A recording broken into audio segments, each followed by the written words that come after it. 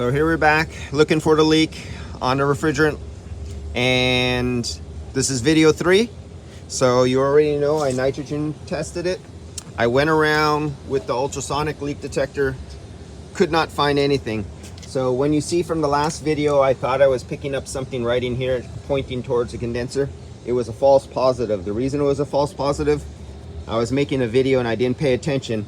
I had the vacuum pump on, so the vacuum pump motor was running, and you know, it puts out air, it pulls in, it's like a big vacuum leak, has a motor that pulls air across the motor on the intake and outtake grills, and it was echoing up inside here, bouncing in my refrigerant leak detector, or the ultrasonic leak detector was picking it up when I aimed it here.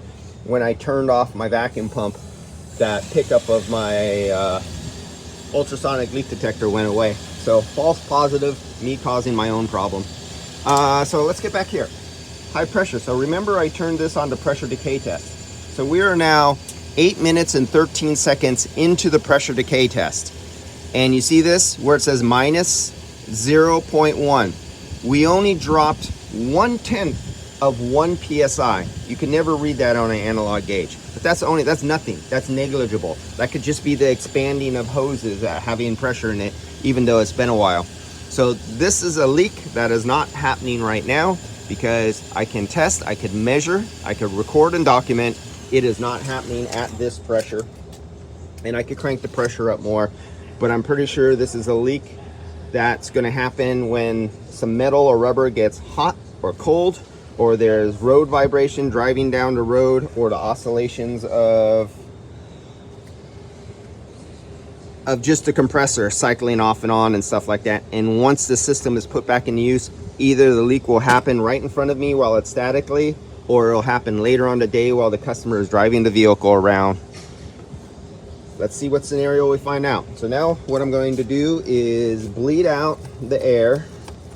So let me do this. This system's really not so important because it's an orifice tube system, and the high side and the low side fitting are both located on the same line with just an orifice tube separating them. So let's turn off my nitrogen, not waste my nitrogen.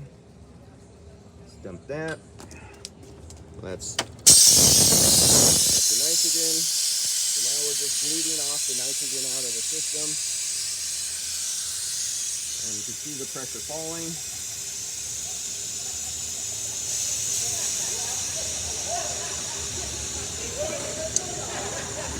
Open both sides now. The only thing separating this side and this side, the high side from the low side, is the orifice tube that is located right here. You see these little dimples right here? There's little tiny dimples. There's an orifice tube in there with a small restriction. This is the only side separating. Here's the high side fitting. There's your low side fitting. It's on a common line, and your piston, your cap tube, or your orifice, whatever word you want to use, is located. Your restriction device is located right there. So now that we have the nitrogen out, we will throw this back on the vacuum pump. Let's get this guy going.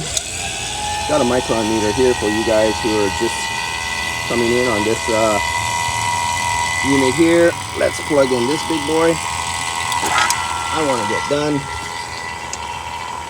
I got a full pack day, and I got an emergency crawl across the bay on a commercial HVAC unit that all 4 heads went down on the system, so the whole system is down. And that puts a monkey wrench into my time schedule for today.